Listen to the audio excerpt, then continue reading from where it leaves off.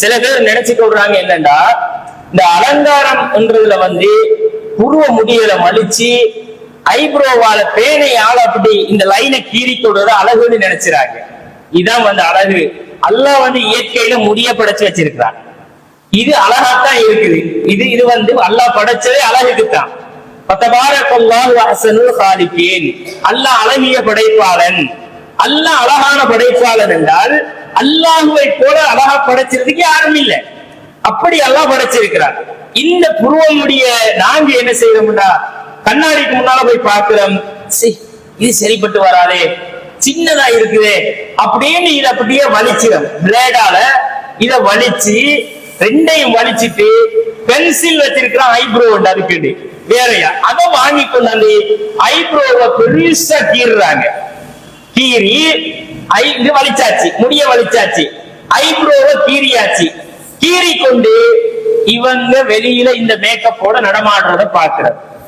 இந்த மாதிரி நடமாட இஸ்லாத்துல அனுமதி இருக்க? மேக்கப் பேர்ல முடிய மலிச்சு கேளுமா, புருவ முடிகளை மதிக்கேளுமா?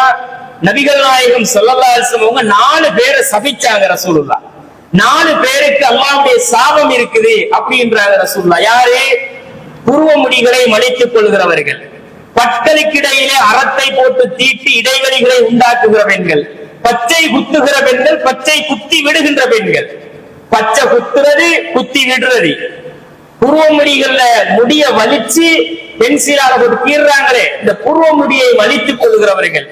பல்லுகளுக்கு இடையில அந்த காலத்துல என்ன செய்வாங்க, கூறிய ஆயுதம் மாதிரி ஒன்று எடுத்து தீட்டி பல்ல கூறாக்குவாங்க.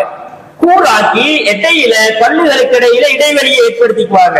இந்த 4 பேரையும் அல்லாஹ்வுடைய தூதர் சபித்தார்கள் அப்படின்னு ரசூல் ஸல்லல்லாஹு அலைஹி வஸல்லம் அவங்க சபித்ததை புகாரி கிதாபுல நாங்க பார்க்கலாம். இப்ப அலங்காரம் பேர்ல என்ன செய்யறாங்க நம்ம சமுதாயத்துல? இதை வலிச்சு ஐப்ரோ அடிக்கிற எத்தனை பேர் இருக்கிறாங்க?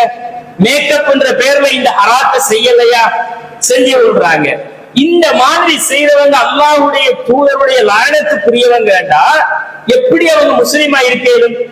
முஸ்லீம் என்ற பேர்ல முஸ்லீம் சமுதாயத்துக்குள்ளேயே இந்த ஹராத்தை செய்யறவங்க தான் நிறைய பேர் இருக்கிறாங்க.